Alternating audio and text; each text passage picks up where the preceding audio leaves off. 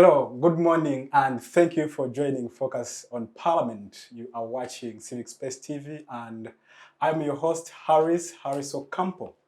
This week, Parliament passed the Narcotics, Drugs and Psychotropic Substances Control Bill of 2023, which aims, among others, to regulate and control the abuse of narcotics and psychotropic drugs, while at the same time safeguarding access of these drugs for medicinal and research purposes. In studios with me, I have Honorable Angelina Osege, who is the former woman MP for Soroti District. Good morning, Honorable, and most welcome to the show. Good morning to you and good morning, viewers. I'm glad to be here. How is the good people of Soroti District? I understand now you are a farmer. Yeah, we have just had the first harvest and we are planting for second season. So we are doing quite good. We've got enough food. There is no threat for food security in Soroti. Nice to hear. Next is Madam Ahimbisibwe Charity, who is the Executive Director at Electoral and Governance Institute. Good morning and welcome to the show, Charity. Thank you very much, Harris. I hope I got that name right, Yes, because I usually add on an S-O-N. I wonder why. Ocampo. Yes. Very good morning to our viewers. Excited to be here and happy to meet Angelina after a very long time, and my other panelists who I'm yet to know, meeting for the first time. Great. And then is Miss Coreen-Mwebaze, who is a youth activist and works with the Philomera Hope Foundation. Good morning and welcome to the show. Good morning. My name is Mwebaze Coreen. Definitely, like you said, Harris, thank you for introducing me. Yeah. I'm a youth activist and I'm a youth advocate. So for those who don't know me and have seen me for the first time, I am leading on a project on the Makeway where we are still advocating for the youth. And I'm glad to be here today morning because I will have a youth voice presenting on the bill and the findings that are happening in our country. Nice stuff here. You're most welcome once again. On this show, we'll be talking about the bill, as I have mentioned. We will analyze the key provisions of that bill and the implications of those who are affected. And we are starting with you, Honorable Osege. What are narcotics and psychotropic substances? Now you're asking me a scientific word. How do I define it without speaking of those scientific jargons, which I cannot pronounce? I might bite my tongue. But basically, for the layman, I think it's substances that catalyze certain behaviors, that influence certain behaviors in us as human beings. They have both pros and cons in our lives. They have the good part, which we can utilize, and there is also a bad part that they can do if abused and not utilized properly. I think that is the whole purpose why the bill is being proposed, so that we regulate their use to avoid the negative impact and also promote what we can get from them as the positive impact. Thank you very much. Just to make sure that we on the same page as our viewers, can you please give us some of the examples of these narcotics and psychotropic substances? We have what is commonly known as marijuana. We have mira, which is chewed all over, mostly by, I have seen it in tax parks, in, people who normally don't sleep a lot, who drive long distances, especially those trucks that go cross-border. They chew it, and then there is also, I forget the other one. There are quite a number of them though. But in Uganda, we have commonly about 3. That is marijuana, that mira, and then there is another one. They can be manufactured, but they can also be grown. And most of what we have in Uganda is actually grown. And there are many people who are making money out of them, and big people who are they are stopping these small ones who are chewing mairungi, and there are others who are cultivating acres, big acres of marijuana in this nation. And it is closed out just for them. So I don't know whether we are being sincere or we are being something else as usual. Ugandans, certain things are preserved for some people and others we make it. We will come back to that, Honorable Angelina. Let me bring in Charity. Could you please give us a brief overview as to what compelled Parliament to pass this piece of legislation? So thank you, Harrison, and our viewers. I think what compelled Parliament was there's a lot of controversy that was happening. The Minister of Health was not convinced that this narcotics bill should be passed, allowing for them to be used as medicine or freely used by the public. And they had reasons that were raised by the Minister, Jane Ruth Acheng. However, we also had voices from the Honorable Otafire, and Honorable Otafire supported the use of cannabis especially, which is the marijuana she talked about, and cat as well. He said globally, people had embraced it and they were using it. And he said, we suffer from the same diseases that we see are beginning to grow here that can be contained by this plant. So he said, for him, he finds no problem. And then he also said there are people who are making money out of it. And he doesn't see why police sometimes goes and destroys people's big gardens. He wants it legalized. Only fools would not legalize it. So there were two controversial positions, and all coming from government officials. And then, of course, Parliament was thrown into thinking, so what would the public do? Because if you don't legalize it, then what do they do? If you keep it illegal, they continue to use it the way it has been used, sniffed, abused. If you legalize it, how do you put confines on the usage of this substance? So I think that was the driving factor behind the discussion of this bill. But also because it is good to legislate. In terms of making laws for development and growth, which I told you the other time in Article 79, which is their mandate, if you want to grow this narcotics, if you want to grow them as medicine and you want to supply big pharmaceutical companies, then you need to have a law, a framework in which you are doing to supply those pharmaceuticals. Then if you're not going to grow it, you also still need a law to show people why you are prohibiting. We have a law against abortion, for example, and that is really because government feels they need to safeguard the lives of people, and there is a right to life in the Constitution. So every time a law is coming up, the bigger question is, how does it fit in the Constitution? How legal is it in the extent to which the spirit of the Constitution is being represented in the bill or the law that is coming up? So because we're a free country, it doesn't mean we don't have confines. We do have confines, and we have standards that must be set. Fair enough. Thank you very much. I'll definitely come back to you, but for now, let me bring in Coreen. When we talk about narcotics, there is a lot of public misperception, a lot of misunderstanding, most of it negative, linked quite often to madness or mental disturbance. Could you please throw more light about the effects of I understand this is your area, part of your area of advocacy. Yeah, could you please throw more light to our viewers, what they need to understand about these kind of drugs? Oh, well, thank you so much, Harris, again. Well, for me, it is, yes, the drugs are really, really bad for people who use them wrongly. I mean, that's why the bill, like she said, was coming on board, because there's supposed to be control on how you use these drugs.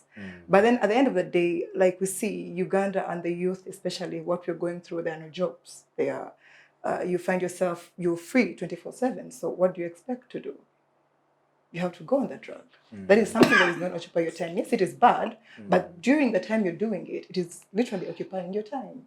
You have time to do it and be happy and get lost in another world. But if it was used correctly, or if we had these opportunities where we are engaged, then we would know how to actually limit ourselves on how we use these drugs, one way or the other. All right. Let's dive in and look at the specific provisions of the bill. Honorable, what exactly does the law prohibit? What does it provide for? Well, I think the law intends to allow for medical usage of those narcotics, which means it is highly regulated portions mixed with other substances to make medicine and to address certain diseases certain ailments that are in our lives as people. But you also cannot, especially like for Mira, there's a word you called it, the name they called it. There is no regulation because Mira, isn't that the cat? the cat, yes. Yeah, cat. It doesn't have as much impact. It doesn't have as much impact psychologically, physically, or apart from making you feel you have more energy, you can postpone sleep. If you don't have food to eat in the shortest time possible, you can survive hunger for some time. But also it is argued that it opens a door for other drugs, other stronger drugs. While for it itself, it doesn't have much effect. It gives you the courage to say, oh, if this one can do this, let me try something stronger. Humanity always wants to experience something that they have not experienced before. If there is something they have tested now and they feel there is something better, you see, like people who drink alcohol, you begin with this soft stuff and then you go in, you graduate into the tougher stuff. You cannot go straight to drinking the hard stuff, which I believe is whiskey. I have not tasted it. Next time you come here, I will give you a glass. you might not like it. So it opens a door, and that is one of the reasons why it is also part of those that are being advocated for control. But I think with what we have, personally, I think that really controlling this thing, there are certain things we must address first if we are going to achieve anything by controlling them. Because our systems are so porous. We have the laws on paper, but when it comes to implementation, you don't see. We behave like we have no laws that are supposed to be applied. So yes, it is good. It is good thinking. It is good thinking in the right direction. But we want to see how we can implement it. These drugs, there are some people who cannot do without it in certain instances. I'm told it helps with asthma. I was reading somewhere it also helps with HIV. It also helps with a lot of things. Cancer. A lot of things, ulcers, and those are things, the ailments that are common among people today. So there is essentially no way you can completely do away with it. What we need to do is to strengthen our systems so that we can manage it and stop the leakages. And that is essentially working on corruption, working on the honesty of the people who handle it, and people who are to make people responsible. I think what the bill is mostly emphasizing is that we need this, but it has to be regulated. And because of what the medical experts have given, the information the medical experts have given, we cannot rule out these things in our societies, but we need to regulate them. And we need to allow the medical people, and research is still going on. There are some things we have not discovered about these particular narcotics or these substances which are useful. Anything excessively used is not good. Even meat, when you overeat meat, you get a problem. There is nothing on earth that you overuse and not get a problem. So I think that basically I saw there are two issues. It's about just regulating them, and because you can't stop it entirely. It will come across the borders, our porous borders. People will find a way of getting them. Others will go and manufacture. If they can't get the grown one, go and manufacture in a lab, and will get them. So, but essentially, outside of that, I don't know if I'm going ahead of myself, but I think that it goes back to family. It goes back to our lifestyles. It goes back to our relationships. For a young man, a young woman to get so frustrated, even if they are jobless, that is not a solution. How have you brought up this young man, this young woman, so that they think if they cannot do what they expect, the solution is to go into drugs, even when they get depressed? And why would they even get depressed? We have to create a society that is creative. Because this mentality of job seekers is what takes people into depression.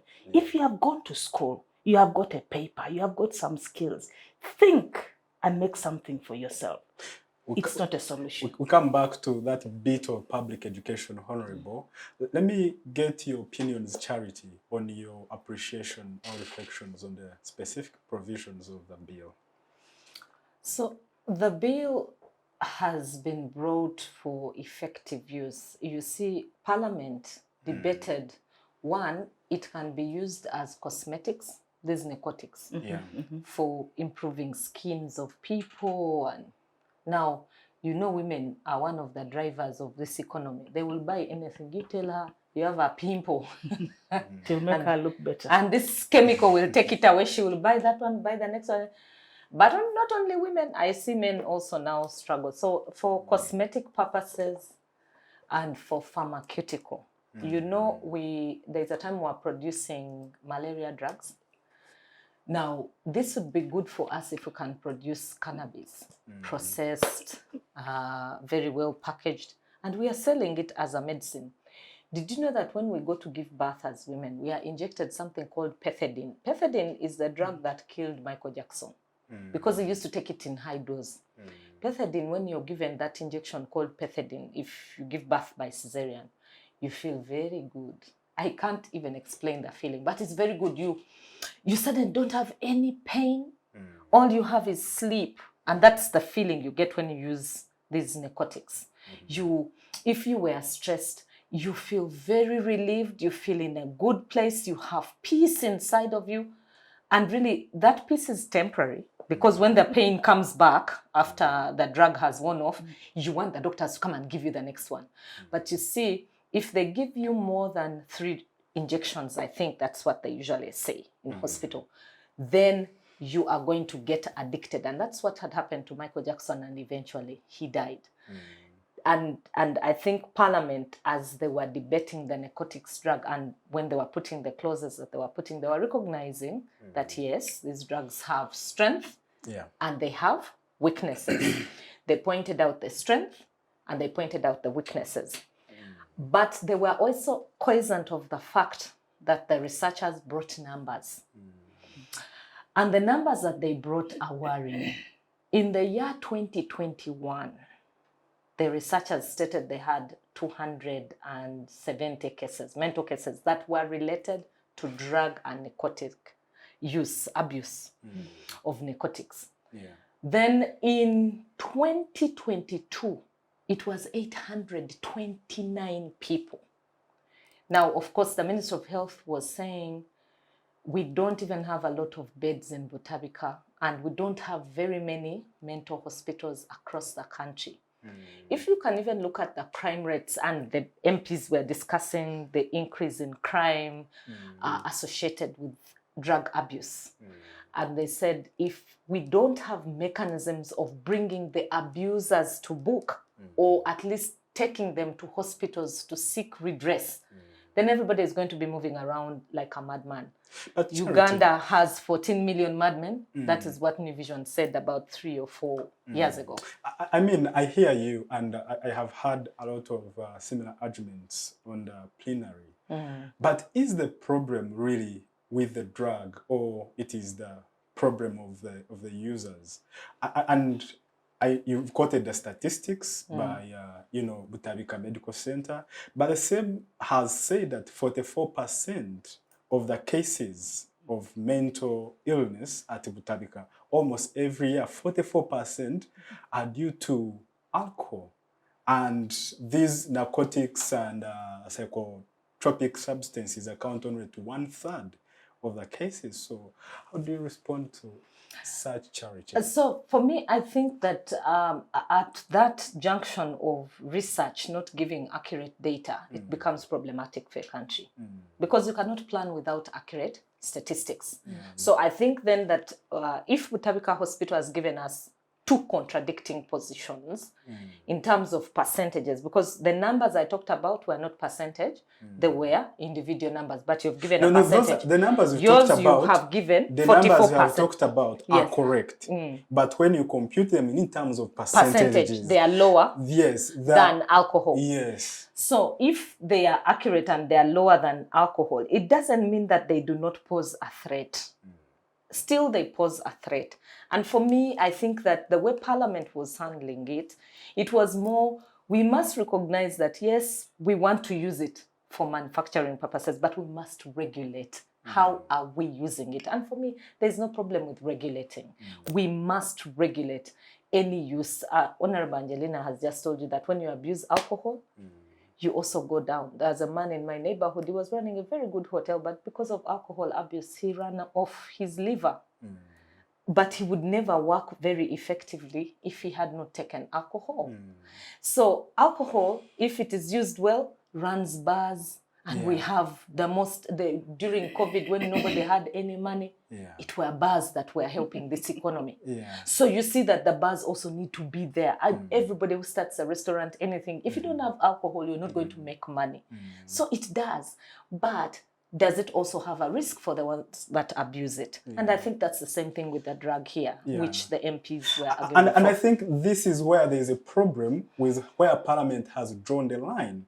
Because literally, like Honorable Angelina has said, literally anything, technology, the road transport, anything within our economy, within our society has a risk that is attached to it. If you overspeed on a nice road, you can crash.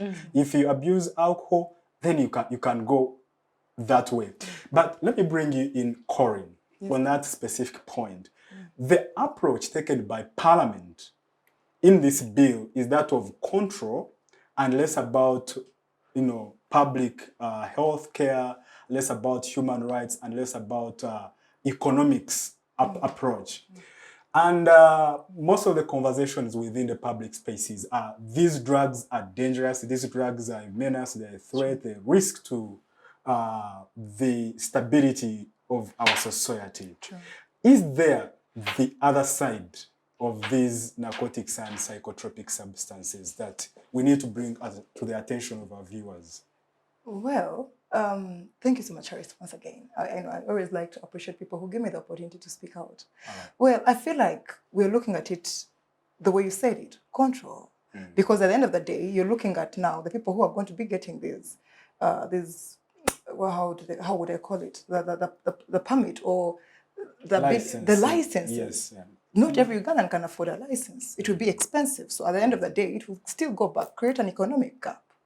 You're looking at the farmers, for example. This is going to affect them because you have farmers at a lower level. But still, the government will definitely benefit because they have the money, still. And then I was recently reading a story and someone talked about, now look at this drug case coming out. We're having very many people dealing with drug addiction. It's now stigma. Stigma right now is going to happen and someone is going to be afraid to come out and say, this is a drug addiction that I have. And even if they've gone through and they've gone to Vitabika, like you said, the numbers are high, they're going to be at exposure of very many people going down this road to actually tell them, you know what, you're a drug addict. It is legislated, you overtook it. It will be a lot of stigma around this very topic that you are trying to preserve. I understand you want to look at the health of people, but no, where you have put the line now is not on the health of people. Is you're affecting people more because you're looking at the drug, but what is leading to that drug use? Because at the end of the day, the drugs are okay, but what is leading to people over consuming these drugs is where you're supposed to go back now and think, as the government, what is wrong with our people? Yes, Honorable, you talked about creativity by the youth. True, I agree with you. But look back and say, how many times have we empowered the youth to actually sit back and create something? It's not about people are not born with creativity. According to Parliament, if the law is effective and the Ministry of Internal Affairs is going to be responsible for its enforcement, then the mirror growers that is cut are supposed to be regulated. So, in other words, if it is effective, these drugs are supposed to be out of the hands of the public. Not so.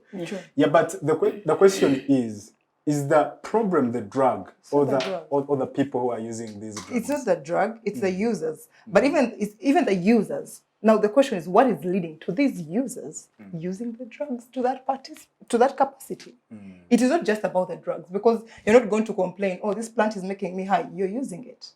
You deliberately went to the garden, picked it, worked on it, and took it. No one came to you to take it more than 5 times. You decided to take this drug 5 times.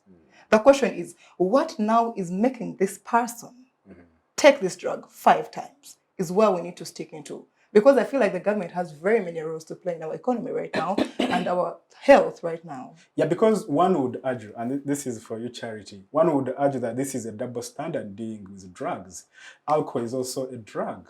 So why economize and set up a lot of businesses around alcohol, and then you tell Mira growers in Wakiso that you can't grow Mira, even when the World Health Organization has said that there is no risk. There is no risk with Mira. Actually, when you look at the global movement, Mira growing is gaining traction. Yeah. And when you say it's double standards by the government, I think, you know, every country is unique to itself.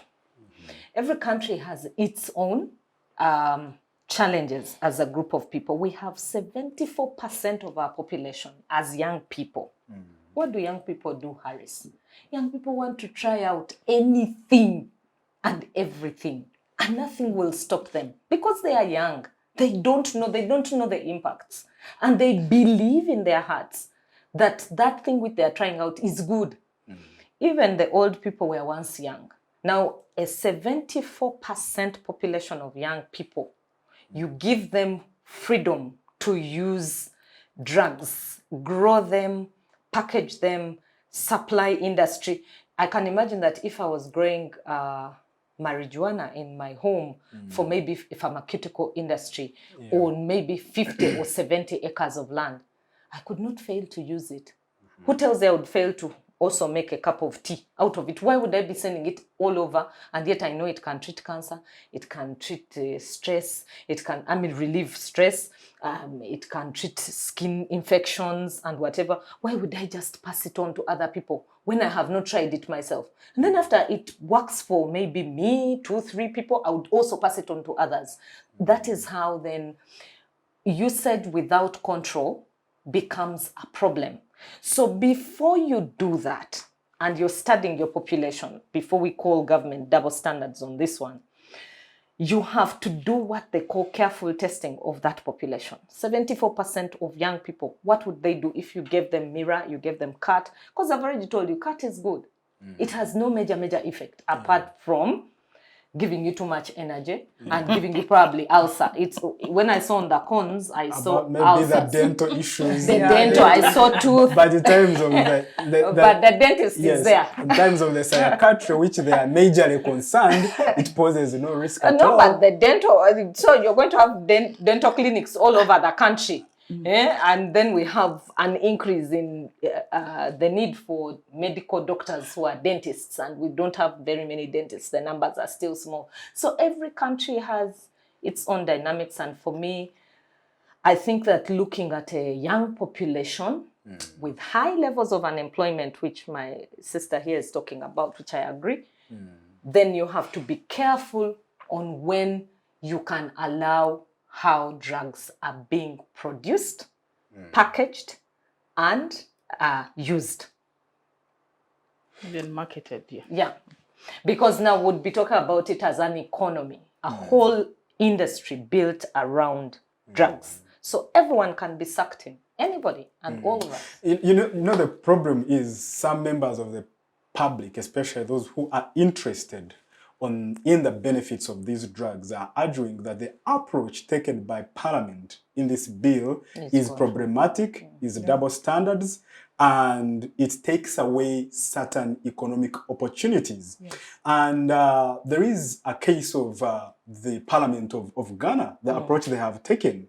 They have said drugs like cat, drugs like marijuana, which is less than 0.3 of HTC. Yes, the HTC is that substance which when interacts with the brain causes someone to hallucinate and do so forth.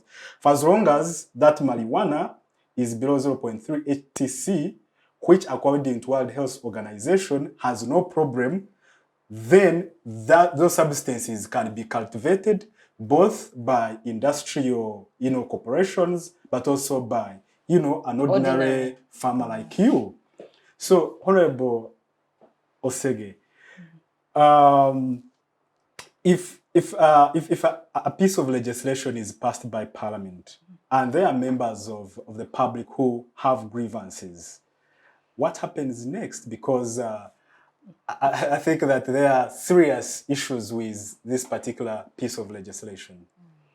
You know, first of all, even for this legislation to come up, there had been another one which was done in 2015 and which was nullified because a group of farmers, basically from Wakiso, went to court and said their economy had been disturbed, they were not treating them fairly. They gave their reasons, and that made the court actually to throw out the whole law. And because it had been made in such a way that all the other laws had been amalgamated, it meant that there was a vacuum. Now there was a lacuna in that area of regulation of use of those narcotics.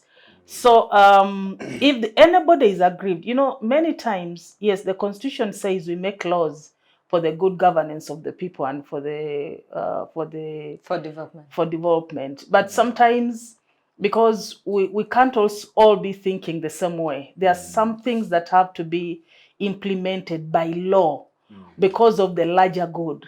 So if anybody is aggrieved, still they can go back to court, but that does not mean we should live a laissez-faire life kind of lifestyle, because it endangers many more people. There are people who cannot make decisions for themselves, because government is also responsible for the health of Ugandans. And now if somebody asks, what did government do? After seeing those numbers of people who have gone mad, people who have been psychologically affected, other things notwithstanding, we have to start somewhere.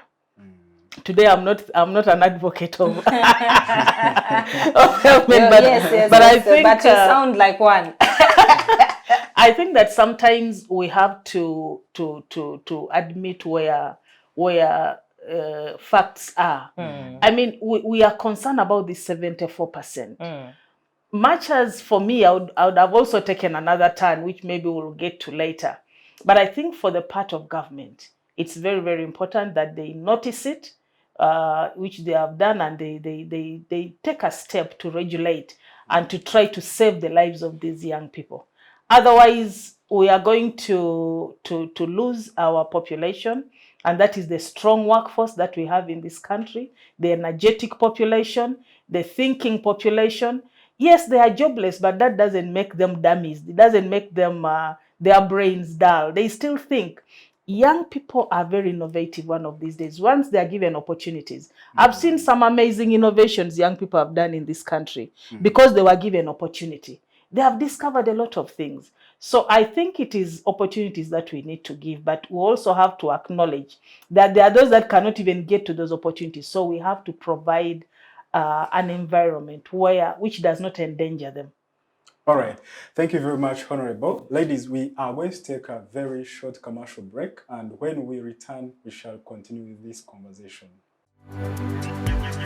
Digital rights are those human rights and legal rights that allow individuals to access, use, create and publish digital media, or to access and use computers, other electronic devices and telecommunication networks. Digital rights include a right to freedom of expression, information and communication through technology, a right to privacy and data protection, a right to credit for personal works, a right to universal and equal digital access, a right to identity, a right to anonymity, a right to be forgotten, and a right for protection of minors, among others. The state's digital rights are frequently violated through various unfair actions, for example, blockage of websites and social networks, theft of credentials, unauthorized use of people's data for personal gain, privacy intrusion, online censorship, arrests and intimidation of online users, internet blockages, and the proliferation of laws and regulations that undermine the potential of technology to drive social, economic, and political development worldwide. It is hence every citizen's responsibility to respect rights of other digital users and to speak out or report to the responsible parties when one's rights are violated. Welcome back. You are watching Focus on Parliament here at Civic Space TV, and we are considering the Narcotics, Drugs and Psychotropic Substances Bill which has been passed by Parliament, we seek to understand the substantive provisions and the implications for the stakeholders that are affected by this bill. And in the studios with Ms. Honorable Angelina Osege, Charity Ahimbisibwe, and Coreen-Philomera. Now, before the break, we were looking at the substantive items. In the second segment, we shall shift our gears to look at what could have been done better. Now, ladies, the Parliament of Ghana and also the Parliament of Kenya have considered the same bill. We also know that our colleagues in America have actually pretty much legalized the cannabis because I think they are advanced in science and technology, so they have a lot of use they can extract out of this plant, some of these substances that we are banning. Do you have a feeling that the legislation has been informed by our negative, mainly our negative perception and fear of the unknown, and rather than the science and our capability to exploit what others have considered a very important or important plants? I'll start with you, Angelina. Thank you. I think in a way we were kind of short-sighted. We limited ourselves. We didn't look into the future. You know, I think that is one of our weaknesses as a country. We don't plan way ahead because we think we want to solve a problem today. We are forgetting that the world is evolving. And to harness whatever is happening for our benefit, we need to plan ahead. So we should have done, because when you read the report, there is not much, it's not expanded in terms of their research, what has happened elsewhere, and how we could learn from that which has happened in other countries, even in our neighboring countries. We looked at just one portion. So probably in the near future, well, there is always opportunity to amend the law. Maybe now we can be able to expand it and include other things and open up ourselves, considering the fact that it can be a good economic source for the country. It can be a good booster economically. We only have to know how we can handle it so that it doesn't affect our young people. Yeah, when you look at it, you really realize that we narrowed ourselves down. Fair enough. Could have done better. Charity, when you look at some of the economies, the 9 big economies around Africa, it is estimated that they will benefit to up to $10 billion out of these narcotics and psychotropic substances. So they are building a big industries out of these narcotics, of course, while at the same time controlling against abuse. So if we can have a whole industry around alcohol, why not an industry around these substances? And I want to agree that in terms of pharmaceutical, we should build a whole industry around it, because from the statements that were in Parliament, you saw it is an anti-inflammatory. If I give you the list of drugs of anti-inflammatory, which we import, we would not need to import those drugs. We would instead now use our cannabis or use cat. Because we use things like all the antibiotics. Just think of any antibiotic. Ampicillin, amoxicillin. These are the things doctors are always prescribing for everybody who goes, it's ampicillin, amoxicillin, whatever. Exactly. And they are imported drugs. Imported from India, from Cyprus, from Egypt. They even have the importation. They tell you Denk is German, you know. And the Germans come and spend years in our forests, studying, reading plants, understanding. Then they take them to their laboratories, then return as a drug, and we buy. And we are very happy to support them with the raw material. They went, developed it, and then after that brought it and sold it back to us. So what you are saying really ties in with what the president has been saying, that now we should stop giving our raw materials and give processed value addition to our products. So a whole industry can be built around that. I just gave an example of anti-inflammatory. But if I gave you the drugs for convulsion, anxiety, you would also see that most of these drugs methamphetamine, all these drugs that they talk about every time you're in hospital, they're being imported from the same countries. India is one of the chief places where we import drugs from. Kenya, we are now importing a lot of drugs from Kenya. Even simple syrups, we are importing them from Kenya to control cough. And yet, during COVID, here, people even use this cannabis. They said it helped them. Some people said it's what relieved them during COVID. They used it in a controlled fashion. So is there a way we could have promoted it while controlling it? I think, yes, we can still think about it in terms of science and technology. Yeah. Can there be an investment in science to do more research? The researchers, yes, have found out that it is true. World Health Organization has said it is low in effect, especially a cat. It's low in effect on a human being. What are the medicinal advantages? What can we package and sell out other than control it completely? And then we have illicit trade, because even now illicit trade is taking place. You can't tax when there is illicit trade. Now, if you have a whole industry built around it, taxation is clear, export is clear. So jobs are clear. So the unemployment is also being dealt with. But at the same time, control and enlightening and educating people is clear. Because even for alcohol, when you're taking alcohol, they say if you're below 18 years, you're not allowed to take alcohol. Exactly. Yeah. Thank you very much, Charity. Coreen, from the bill, these narcotics and psychotropic substances, they can be used for only two purposes. That is for medicinal purposes and research. You also agree with your colleagues that the approach taken by Parliament was rather narrow. Yes, I do agree, Harris, I do agree. And I feel like the way it has come out of, there are people who have been doing it, growing these crops illegally, like this termed, and have been earning out of it. And now they're saying, no, you need a license. And now that is now another processing and an amount of money they're going to use. So I think it's going to affect very many Ugandans economically, though that's another part, because they've already been doing it. They would have gone back to the same people and said, okay, now, here, let us bring you on board. You have been growing cannabis or your marijuana here. This is an opportunity for you, and especially the youth. It would have been a very good opportunity. Now we have the licenses, we have the, it's going to create, yes, it's going to be able to track the economy and how it's going, but I feel like it's going to throw out very many people who have been doing it illegally for business and earning from it. That is what I think about it. Thank you.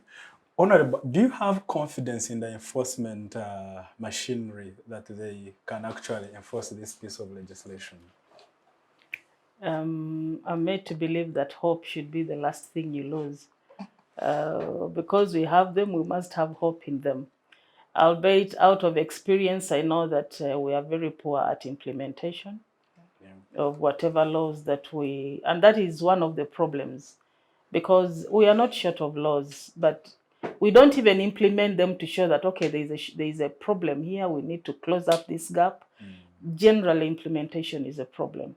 But like I said, even apart from that, we need to sensitize people. We need to change our mindset. We need to educate people.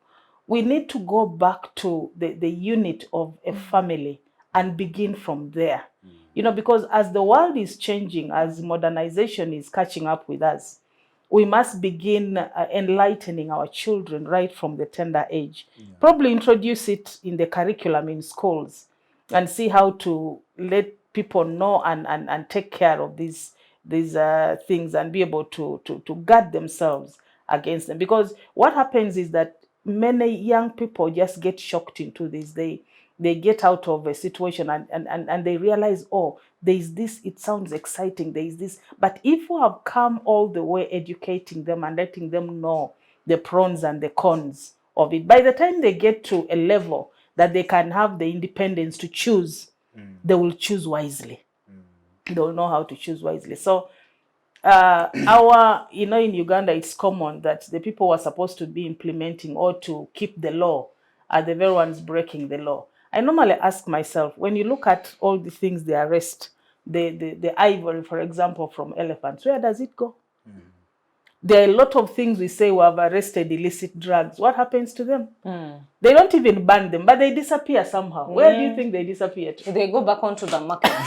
Bribery. So that kind of behavior also shoots ourselves in the foot. We also have to work on that. We have to work on the character of the people who are responsible so that we can implement the thing on a clean slate. Also in Uganda, we are weak at punishing wrongdoers. Actually, we have reached a level where we applaud them. We say they are wise. Those who steal and build mansions are called wise. Those of you who cannot steal and end up like a pauper, you are called a fool. So when we begin to appreciate bad behavior, then everybody is attracted to it. And so there is nothing that shows that one is not accepted in society. So it's a long thing. It is a long way to go. We have to touch different areas of our lives. It's not going to be a one thing, a one size fits all. We have to go around and look at many aspects of life to be able to achieve what we want to achieve. I hear you. I mean, it all rotates around education. It all rotates about awareness. Charity. Do you feel that, I mean, hearing from Honorable Angelina, we all agree that there is a need for urgent sensitization of the public, especially around this campaign for drug abuse and drug control. If we do agree as a society that it is a danger to our socio-economic order, do you feel the bill has provided for modalities of, of addressing, coming up with public awareness? Or if not, what do you think needs to be done in order to have a community that is fully sensitized about how to control themselves when it comes to use of these substances? Because I believe the law alone is not enough. Yeah, so public awareness is a big factor. Right now, there are pens which are being produced with a fume which is similar to what is taken in Shusha. And those pens are across supermarkets. Viper pen. The Viper pen. Yeah. And many parents don't even know. They look like very ordinary pens. It is fancy to young people. Yes, it is. But it has that substance. And the ones who have sniffed on it feel good and they keep buying that pen, but they have not told their parents. So it is real that this thing is here. And you saw that the members of parliament also mentioned the question of refugees. That because we have an influx of refugees, I think now we if you talk about the camp in Bidi and all the other places, we are the country that hosts most refugees. If you look at those coming from Ethiopia, cat is used normally. Yeah, it is. For them, it's their daily. It's very normal. They find no problem with it. So they move with it, they have it. They find it a problem when they come in contact with Ugandans and they are thinking, what are you taking? They are thinking, but we've grown up taking this. It is our it's like how we take mujaja. So now we have them living with us and we are part of them and they are part of us. How then do we mix carefully and these young people get to know that, yes, these people, it's their lifestyle. Or we can also adopt it if it is not wrong. How have Ethiopians survived? How come they are all not mad? How come they all don't have this whole problem? Exactly. It's because the effect, like you said, is a bit minimal. Do we want to study that? Do we want to know that trend? What is it then we want to tell young people? And also, if you look at tobacco, there is a time when the biggest export, not export, tax was coming out of tobacco. BAT here was a super industry supporting the economy of Uganda. Then we had very many people smoking. And these are some of the contradictions, Yeah, Charity. That really do defeat logic. Yes. No, Finally. but then finally, no, I'm coming on board, but I'm telling you these things that we think about them broadly, not because just we want to bash Parliament. And I'm not saying that what Parliament did is wrong. I'm just putting out all this information such that we know where we are coming from, Harris. That even when we are comparing or we are seeing what is happening, BET had to be reined in by government. Government had to realize that, yes, we want the money, but we're also having very many people smoking. Then they increased on the number of adverts. They had to tell BET to advertise, tell people, don't smoke if you're not this age of, and cigarettes have this effect. Then diagrams were drawn in hospitals and even how the people... packages of the tobacco, Yes. it comes with it. Yes, they show you the effect They that run if you cancer. take too much, Exactly. then this is what is going to happen. Yes. And Isn't that the right approach? you see, it would have been the right approach, but we Yeah. suffered with cigarettes, and we still suffer even now. That is why Exactly. they had to ban it from public Any, places, smoking. any addictive substance, Yes. doesn't matter how much you advertise. Yes. Because it just gets into you. You want You will some not more. listen to, you will not. But I feel like So everything even can if be addicted to. I mean, even public education, yes, even the phone is addictive. yes, Exactly. So everything can Exactly. be Talk about addicted that, to. Charity. Yes. Do you know how much time as a country we lose in terms of productive hours? That because young people, not necessarily only young not people, young people. but Even people don't know how to regulate their time on the phone. Even Yes. TVs for young children. Yes, the TV, children at home. phone, TV. yeah, technology. But now And you that's how have we're to, moving you to. have to, you Yeah. have to classify it. Yes, the dangers are different. Just because this one is as dangerous. So are you going to avoid everything else or allow everything else? Because essentially everything else becomes dangerous. We must come in and regulate. I think the point is that We must, the and I government agree. has taken rather a criminal approach Thank you. and less about the public health, human rights, and education approach.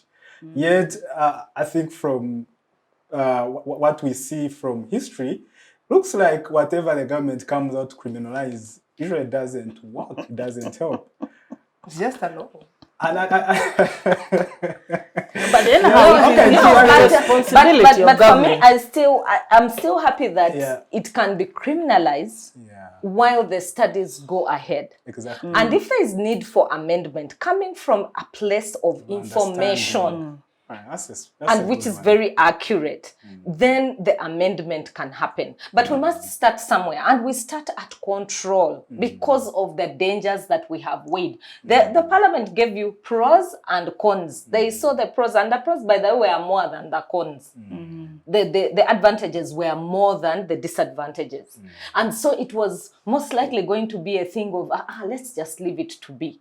But the numbers which came out of Butabika and the Ministry of Health, I just gave you for 2 years. But if you go back and look at for 5 years, which they are saying connected to substance abuse, the numbers are big. And we are seeing crime rate going up in our communities. So why don't you do the other way around? Rehabilitate before you criminalize. I feel that would be the way. No, that's a human rights approach per se. That's a human rights approach I'm per already se. doing. You're assuming right now. I'm doing drugs. I'm high. Yeah. You're taking me to a prison to Yes. do what? Yeah. Take me to a rehabilitation center and let I me. mean, I hear you, when Coreen. I'm You done. see, the irony is on the one side, you have mental cases in Health, Butabika. mental health. Sorry, yes, mental health cases in Butabika. I beg your pardon that. I hope the viewers will excuse me on that. Yes, you have mental health cases in Butabika because of alcoholism or abuse of alcohol. And they are at 45%. The government collects taxes. A lot of citizens are employed in this industry, which has caused this problem. Happiness. Yes. Brewery. And then you have this other one, which is responsible for 1/3 of the problem of the cases. And you're saying that for it, this is criminal, And the other and the other one is not rehabilitation. criminal. Let me Yeah, understand there are this. different kinds Honorable of members. alcohol. No, There are no, no, no, different, no. You know, in 20, I think it was 2013, we attempted to bring a law to regulate alcohol, especially these ones now in Yes. whatever they pocket. Do you know the whole country rose up against us? They had circuits. Even recently, when Honorable came back, opened the Sarah. They had cartoons of Sarah everywhere. Sarah is a thug. She doesn't Exactly. even... Exactly. Sarah was everywhere. Sarah Pendi, because of alcohol, she touched She touched the real problem. Exactly. No, she touched people who love to be out, to have happiness. You know, Nile Brewery says we sell happiness. That is what they are selling. Yeah. But we have to consider, we really have to consider, if we have a problem with cigarette abuse, and then we have a problem with alcohol abuse, and then we want to add on drug abuse, we better do it a bit carefully. I am for the industry. I am for making money out of the industry, because I'm also tired of us importing drugs when we have our own drugs. Yeah. These herbs here, we grew up with them. Why do we reject them? And people start saying, they demonize them. Why are you using herbs? Here, when Covidex was here helping people, those doctors in hospitals were saying, don't dare try Covidex. The other day, the president said, can you fast track this Covidex? And actually, it is the one that helped people. He said, can you fast track this Covidex? Because it seems happening to the law still. You're still passing it. It seems to have helped. The law for it, I have given justification for it. I said that from a very legal point of view, it is good to have a law. True. Let it be bad as it is, but it's good to have a law. Then when we have all the facts on table, we amend that law, because at least it's not cast in stone. They told you, people went to court. People went to court and they even slashed out the old one. Yeah. So you can still go back to court. There is still room to go back to court. But since we are discussing the one that is in Parliament right now, that is criminalizing. Yes, that has criminalized all the 74% young people. Using different standards. We are taking it to another level. Yes, the young people, he's saying the young people are protesting. And I'm saying, yes. And they are protesting, but some of them are not even using them. Like her, she's not using it. Because Honorable, when you look at the statistics and the science and where the rest of the world is going, I mean, Americans are some of the leaders, and these European countries, they are advanced in science and technology. And they formally criminalized it. Yes. They formally banned these substances, but they are opening up because they understand that even criminalization of these drugs has not helped. Actually, has caused more problem. And yet, what disturbs me is that time and again, as a country, we tend to be going in reverse. Look at the Anti-Homosexuality Act. Now the criminalization of these substances. They were where we are now. At some point, they were where we are now. Okay. And when you look at the American society, it's totally different from our society. The level of independence of the American society is so high, you know. Okay. But here, people can still be submissive. That's why we said earlier on, we need to sensitize people. We need to sensitize people. As we do all these things, it must come with sensitization, so that people can make the right choices. But Honorable, it looks like... But also the civic awareness there in America is higher than Uganda. Yeah. Also, we should recognize that the American society is totally different from the Ugandan society. There are many things going on in America which are hogwash that we as Ugandans cannot associate with.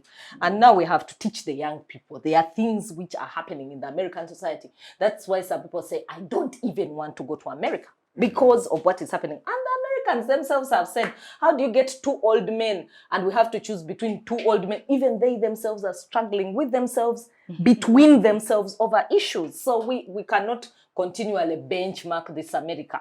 It also has its own issues. And yet you want to see Uganda one day, right? That's a different issue. It's a different issue. Compared to one which actually is based in facts and in science. And I think the Americans and these Western societies, to be fair to them, they're always at the front line, they're frontiers. They always don't have the knowledge. And once they get the knowledge, they say, okay, we were wrong, this is the right direction. Is it fair for us to keep in the wrong direction even when we clearly have been told that, according to the facts, this should be the right direction to take? But Harris, who determines what is the wrong and the right direction? Exactly. You answered yourself the question. No. Who determines the wrong and the right direction? Because apparently the law has determined that it's very wrong. So what has... So the no, law because has determined. it's the responsibility of government. There is no responsible government. Yeah. Through the laws. That is why we say laws have to be there. You must legislate. You must set laws. There must be standards. There must be a level. There must be something you live for. So you see, you cannot tell me we should live lawlessly. Yes. Government always has to make a decision. They are not always right. They should be happy to hear. Government decision should be based in reason. No, should be the government decisions are not always right. The research you're getting, I feel like it should not just, because I'm wondering, you've found someone who has been taking marijuana and they are high, they are walking on the road, they are crazy, and the police says, I've grabbed you and I've taken you to Ruzira. And then a drunkard then a drunkard man is sleeping in the streets of Kampala like, oh, no. Okay, you're good to go. It's fine. And someone smoking cigarette and hurting the lungs. Hey, no, it's okay. You become a public nuisance on some of them. You become a danger to other people, even to yourself. And then alcohol, yes, it can make you a public nuisance, but it expires much faster than some of these narcotics. You know, when these narcotics get to somebody's head, really it is the influence is much more than what alcohol does. First of all, it gives you the energy. And you want to do crazy things which you don't even understand. And it lasts much, much longer. And because of the high addictive nature of these narcotics, you'll keep taking in more and more and more. And so your condition gets worse. So I think we need to differentiate between alcohol, while they're also bad when it is bad when it is abused. We really have to appreciate the fact that these narcotics are more dangerous than alcohol. But then they're the ones that are saving us today. We're looking at cancer, we're looking at all the things we've been talking about. They're the same narcotics that you're saying have a higher impact on us. That's why we are saying, depending on to be alive. That's why we are saying pharmaceutical uses should be allowed and regulated. And why should government be concerned with protecting an adult against him or herself? Exactly. I would understand if we are trying to protect the children. But if a one Harris chooses to destroy himself, why should the government be concerned about one Harris? And I'm destroying myself. I'm not destroying another person. In other words, it's my right. So Harris, I think then I like the fact that it's you hosting the show, that it's a young person hosting the show. Because now I have a chance to speak directly to young people. Yeah. There is what we call human capital development in the budget. And you know that we spend a big part of a chunk of our budget on human capital development. Human capital development are human beings that are going to actually support the growth of the Ugandan economy. Unfortunately, we've not performed so well on human capital development. So if Harris destroys himself, and I let Harris destroy himself because I don't care, it is his life, I might think it is one life. But that one life of Harris could create 50 jobs for me as a country. And it would have rescued me on the scale of unemployment. So for me, I don't look at Harris, if I am government, I don't look at Harris as just a Harris. I look at Harris as the potential that can come out of Harris. Because there is so much in Harris than just him wasting himself away.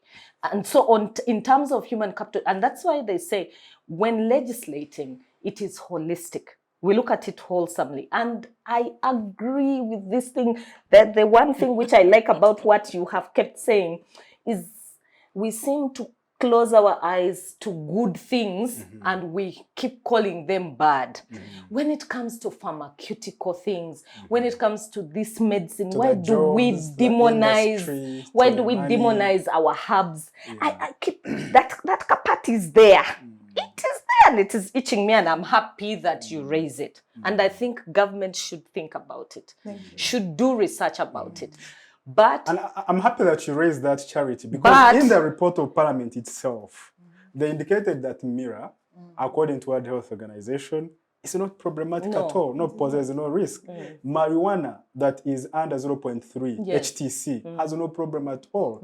Yet, government went ahead to ban and criminalize all these. And I have just told you that, yes, they decided to criminalize it because of the statistics that were coming from the researchers.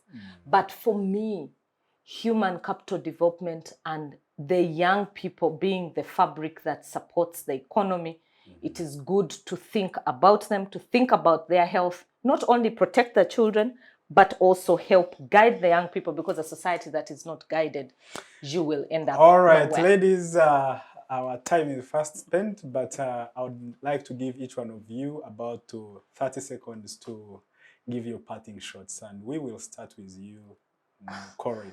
Well, it was very nice coming here to talk about the bill as a young person. And when I see myself and the rest of my young fellow people out there, I feel like it's very good representation to think about what the government can decide for you and to listen to the very good honorables and know what they think about the young children.